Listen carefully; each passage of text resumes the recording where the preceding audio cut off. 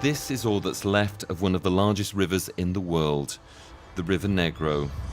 The river, which skirts the city of Manaus, was only 12 meters deep at the end of October, its lowest level in 121 years. The Amazon is experiencing a historic drought caused by global warming and the El Niño climate pattern. A few miles from Manaus, Lake Aleixo has completely dried up, leaving a vast, muddy field. This place was full of water. It was a lake 15 meters deep. Fishing is Edson Rocha's livelihood, but since the end of September, there's no longer any work for him here, and he has to walk through mud to get to the River Negro to catch just a few fish. His house no longer floats, and his boat is stuck in the mud. These are the fish we managed to catch, but only to feed ourselves. We mix with a bit of rice and beans. According to the Amazonas state government, more than 100,000 fishermen like Edson have been affected. It's so sad, because fishing is our livelihood. Seeing all this drought, I can only look at the landscape and do nothing. Around 300 miles from Manaus in Tefé, the crisis is a humanitarian one.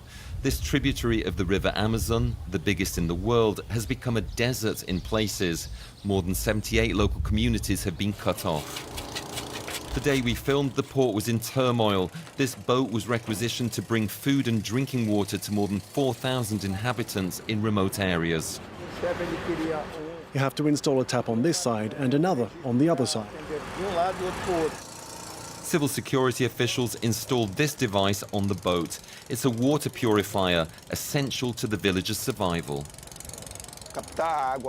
It will collect and purify dirty water from the Solimões River because it's difficult bringing drinking water to the communities. The water became so hot during the heat wave that the fish died on the surface. The water isn't fit to drink and has a horrible smell in some places.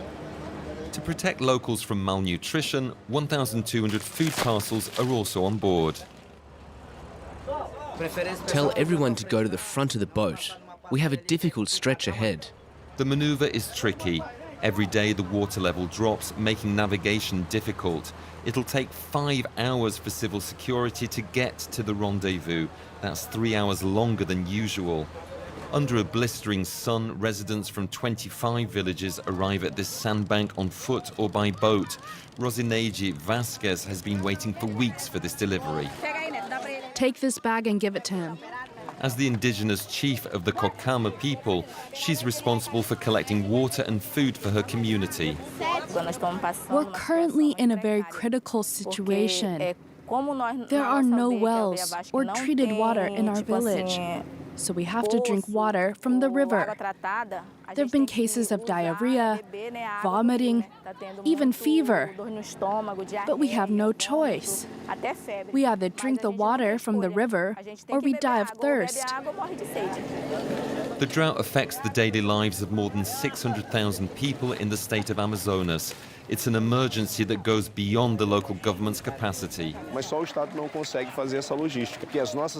state alone cannot carry out all of the logistics. Our planes cannot transport as many food parcels as a Brazilian Air Force plane. There are places where a food parcel, which normally costs around 50 euros, are selling for almost 500 euros. This is the reality in the Amazon. The Brazilian army has since distributed more than 10,000 food parcels. The federal government has committed to providing another 50,000. It's a health emergency and an environmental one too, because this drought endangers biodiversity in the Amazon. Since the beginning of October, the Tefé River has been the scene of a tragedy. Thousands of fish and nearly 200 freshwater cetaceans have died, including the pink dolphin, an emblem of the Amazon. This has never happened before, according to these teams who've been working to preserve these mammals for 30 years. Today we're monitoring the groups of dolphins that tend to feed here. We're trying to isolate this area because we've detected very high water temperatures, over 39 degrees. We've concluded that this area represents a great risk for local wildlife. With the help of local fishermen, scientists built this barrier. This is the last chance of survival for the dolphins, now isolated in a cooler part of the lake. Tell me, how many animals have you seen here? We are at observation post number 2. I saw 2 grey dolphins and 3 pink dolphins with a baby. But this unprecedented environmental disaster is only the tip of the iceberg. The Amazon regulates the entire planet's climate. If we see these changes here, it means we are experiencing climate change around the world. The situation in the Amazon is highly unlikely to improve in the coming weeks. The rainy season isn't expected until December, more than a month late. And scientists expect the influence of El Niño to disrupt the climate until June 2024.